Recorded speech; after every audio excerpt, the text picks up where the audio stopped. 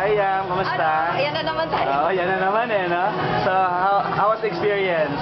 It was fun. Oo, for the first time talagang malat na malat ako this time around. It's 2014. Bakit kaya? Bakit nga? Ewan ko. Kayo, bakit kaya? Talaga bang parang hindi mo na, kumbaga, may limitation na yung pagpapasexy mo? Siguro, oo. Based on tonight, I think, may limitation na siya. Pag in terms of drama. Pero, yun. Sexy pa rin naman. I showed Sexy pa rin naman, pero medyo na... Pero teasing na lang tayo ngayon. Parang may gusto ko bang papakami ng mga manonood doon sa Oo mga... naman, oo. Kasi syempre, seryogo doon. Nakita na nila. So, might as well, let's change it naman for us.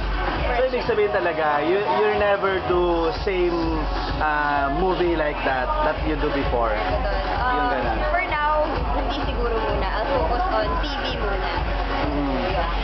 Speaking of TV, you have projects, right? Teleserye. Ano yung teleserye na yun? Ano siya? It's called Pure Love. Ano siya? Based on a Korean telenovela. And then, prime time tuloy. Wow! I hope so. Pero ano siya? Kapamilya... Sorry. Ano ba yun? Kapamilya... Ano ba siya? Kapamilya Gold. Gold. Yung Pamilya Gold. Sorry. Very good. Kasi medyo lang... So, balik Kapamilya Gold ka. Before Kapamilya Gold, yung Dugong Buhay, right? Hi, yes. So, yun. Ano yung magiging role mo rito? It's my first time to ever play a role of a kontrabida.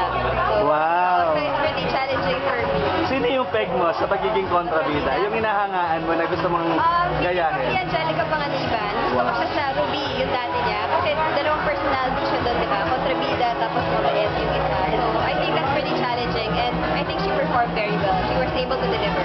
Kung sakaling maging successful ka being a kontrabida, are you willing to push through with that kind of acting career?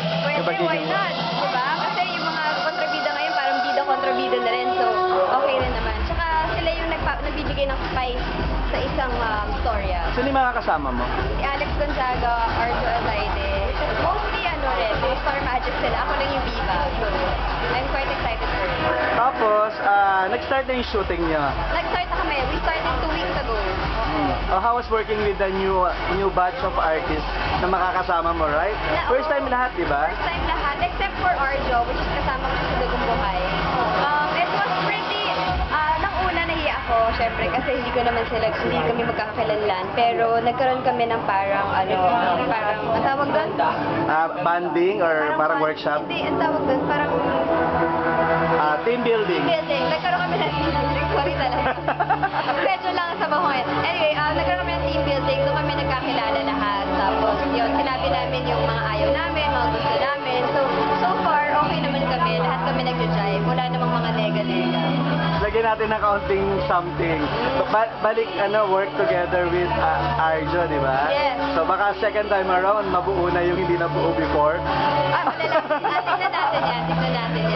Are you open for the relationship with same in showbiz?